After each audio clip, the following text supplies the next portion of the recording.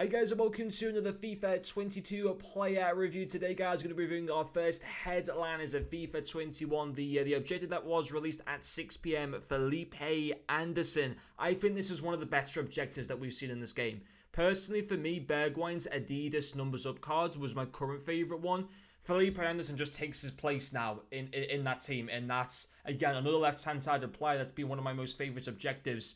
Not just because the card's insane, the actual way of being able to complete the objective, the game mode that you go into to be able to complete like the Headliners Challenge or whatever they call it, I think was really, really good. I had fun going for it. I had fun with the Brazilian team that I was using, that players that I wouldn't usually use on a daily basis in my main team. Using that Junior Messias car from Milan, using signature signings, Diego Carlos. So I had a lot of fun completing him. 100% 10 out of 10 worth your time completing him. He's not actually that hard to be able to get at all. The objectives might seem a little bit daunting at first, but actually as you kind of go through it, it really doesn't take I got him in 90 minutes, which was really, really good. But I threw the Hunter camera start onto him because basically I just wanted his pace to be the best it could possibly be, and then take his shooting up from what is, fairly average. I mean, some of his shooting stats are really good, like his long shots and shot power. But, finishing and positioning maybe necessarily aren't exactly the best. But, having that Hunter cam stat makes his shooting stats insane. And he scored me 3 goals in the 3 matches. He is a very good finisher. He's got the 4-star weak foot, which is nice.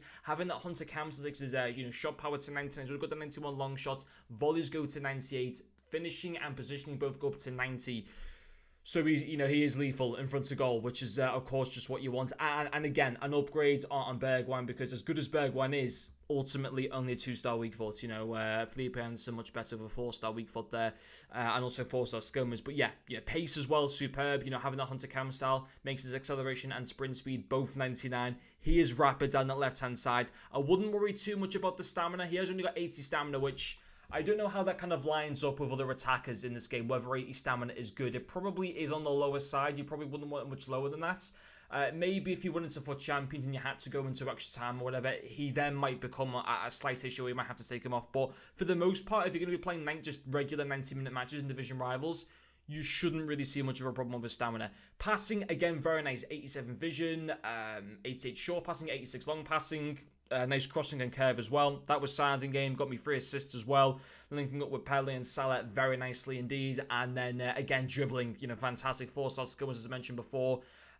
Reactions, you wouldn't want much lower than 83, but it's not the end of the world. I mean, especially when you look at his 90 composure and all of his other in-game dribbling stats, they're in the 90s as well. And another thing as well, remember, if this card get upgrades, that reaction is going to go from an average 83 and it's going to become pretty good. It's going to go up into the mid, maybe even into the high 80s, depending on how many upgrades he does get. I don't know when the Lazio play next. I know the Serie A is currently in a winter break. Obviously, we don't know what's going to happen with COVID. We might even see some of the other European games potentially get affected, where they have a lot of games postponed, like we're seeing in the Premier League. So maybe these upgrades might not come quite as quick from the team perspective or even individual perspective as what we might think, depending on literally what goes on with COVID, how well Italy are dealing with it. I think every other European countries did think it was much better than us, to be quite honest. So hopefully Lazio will be able to play all the games, but I don't know when the winter break finishes for the Serie A. I don't think Serie A football comes back this weekend. I think it's the following weekend, although I might be wrong. But on the whole, is he worth going for? 100% yes. Very good cards. You would like to think over the course of the season, between now and the end of the season, this card will likely get, I'd like to think we'll get 2 more upgrades, at least 1 individual upgrade and even the team upgrade as well. So it's a card that, yeah, I think can go to an 89, 90 rated come team of the season time or whatever. So I think there could be quite a few upgrades hopefully coming its way so that it stays around about, I think it's at the power curve, this card. I don't think it's under the power curve. I think it's very much at it. And I think it's definitely worth going for, especially for a card that it gives you interest in IRL football matches now for Lazio. I'm going to be watching out for a lot of Lazio scores. And he's just a really usable card in games, so 100% worth going for. But anyway, guys, that'll finish off this video. Thank you for watching, and I'll see you guys later.